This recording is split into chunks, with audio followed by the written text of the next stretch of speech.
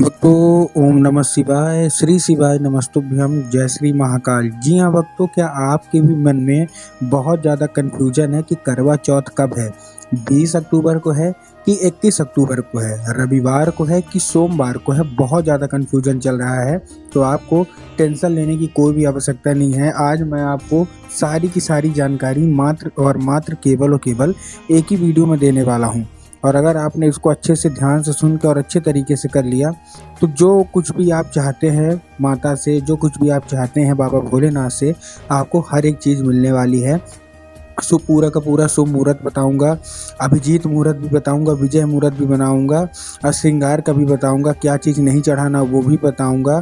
ठीक, कब से लेके कब तक होने वाली है ये भी बताऊंगा। हर एक चीज़ मैं आपको बताने वाला हूँ। तो बस एक एक चीज़ ध्यान से सुन के अच्छे तरीके से करिएगा ज़रूर। ठीक, देखिए सबसे पहले तो मैं आपको बताऊं कि जो कार्तिक मास की कृष्ण पक्ष की चतुर्थी होती है ना, उस दिन क्या मनाया जाता है? करवा चौथ। क्या होती है? जब कार्तिक मास की कृष्ण पक्ष की जो चतुर्थी होती है उस दिन हमको क्या बोलते हैं? हम लोग करवा चौथ बोलते हैं। तो इस बार जो कार्तिक मास की कृष्ण पक्षी चतुर्थी है वो है 20 अक्टूबर दिन रविवार। ठीक, ध्यान से समझ लिया क्या मैं बोल रहा हूँ? 20 अक्टूबर दिन रविवार को क्या है?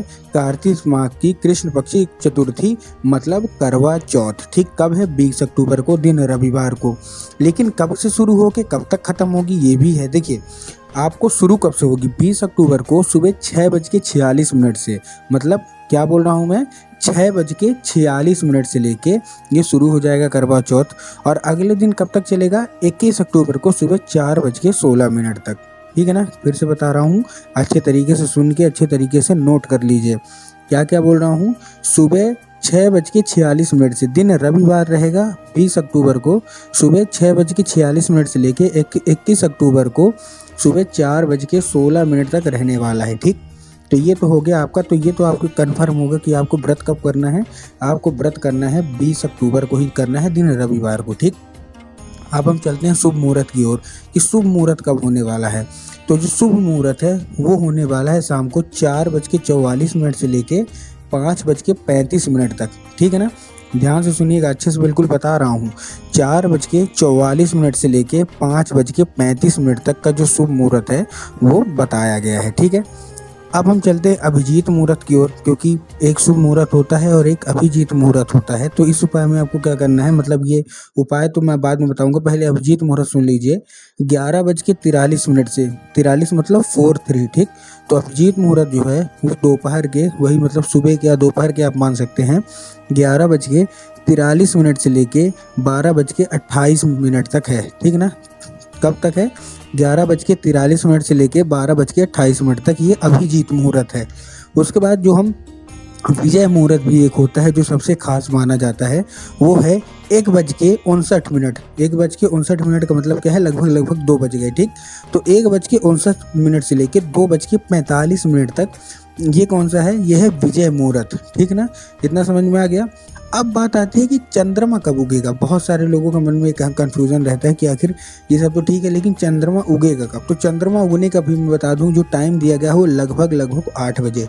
अब ये देखिए, आपको भी पता है कि अलग अलग जगह में अलग अलग क्या होता है, अलग अलग जगह में अलग अलग वो रहता है कि कहीं थोड़ा पहले उग गया, कहीं थोड़ा लेट उग गया, ऐसे करके उगते हैं। ठीक, तो ये जो है, ये चंद्रमा है वो क्या होने वाला है? जो चंद्रमा है वैसे टाइम दिया गया है 8 बजे, लेकिन जो प्रामाणिक तौर पे जो टाइम दिया गया है वो 7:54, मतलब थोड़ा सा पहले 6 मिनट ये दिया गया है। कब के लिए?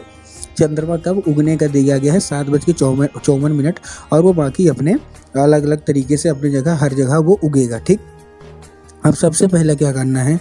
सबसे पहले आपको स्नान तो अवश्य रूप से कर लेना है। शुभ मुहूर्त मतलब जो मतलब सुबह होती है ना, जो ब्रह्म मुहूर्त बोला जाता है जिसको, जिसमें बाकी मुनि लोग उठते हैं 4 साढ़े 4 बजे, तो इसमें आपको क्या कर लेना है? जितनी भी महिलाएं हैं स्नान जरूर कर लेना है।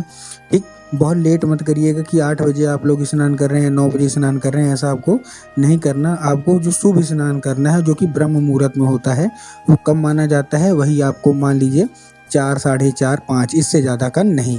उसके बाद 16 श्रृंगार करना अवश्य रूप से आपके लिए ज़रूरी है। आपको 16 श्रृंगार अवश्य रूप से करना ही करना है।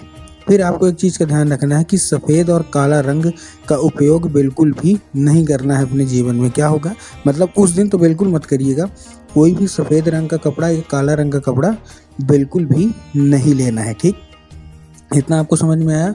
अब हम चलते हैं कुछ उपाय की ओर कि आपको करना क्या है करवा चौथ के दिन, उपाय में आपको करना क्या है। देखिए, सबसे पहले आपको क्या करना है, मैं आपको एक उपाय बताता हूँ जो कि धन प्राप्ति का भी उपाय है और बाबा भोलेनाथ के मंदिर में आपको जाके करना है। इस उपाय में आपको 5 कनेर के फूल लेने होंगे। क्या लेने होंगे?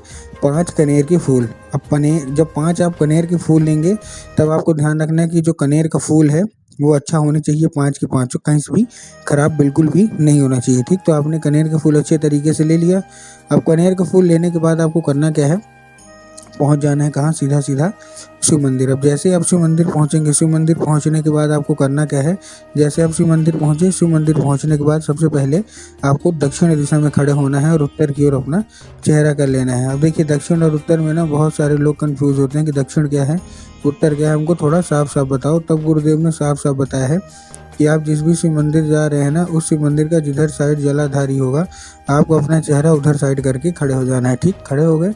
अब खड़े होने के बाद आपको क्या करना है, एक नाम लेके, महादेव का बहुत ही सुंदर सा नाम है, कौन सा, कुंदकेश्वर महादेव। तो आपको करना क्या है, आपको कुंदकेश्वर महादेव का नाम लेके उनका स्मरण करके सबसे पहले तो आपको क्या करना है, सबसे पहले आपको कुंदकेश्वर महादेव का नाम लेके क्या करना है, अर्पित करना है। ठीक, अर्पित किया पहला फूल बाबा भोलेनाथ के ऊपर।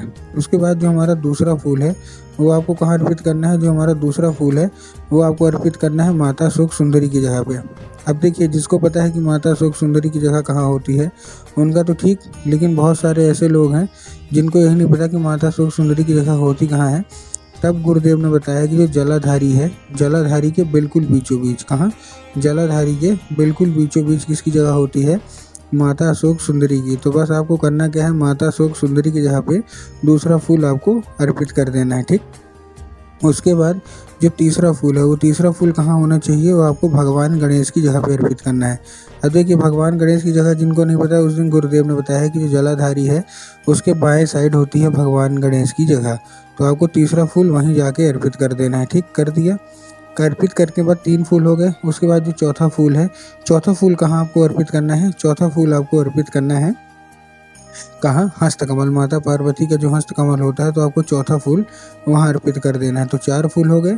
अब 4 फूल होने के बाद जो 5वां फूल है, 5वां फूल आपको कहाँ अर्पित करना है, 5वां फूल आपको अर्पित करना है जलाधारी में स्वयं, जहाँ स्वयं माता पार्वती का वास होता है। तो बस आपको 5वां फूल वहीं अर्पित कर देना है। पूज्य गुरुदेव कहते हैं अगर आपने ऐसा कर लिया, फिर आप देखेंगे कि जो कोई भी इच्छा है, जो कोई भी मनोकामना है ना, सारी की सारी इच्छा मनोकामना बस रूप से पूरी होगी ही होगी।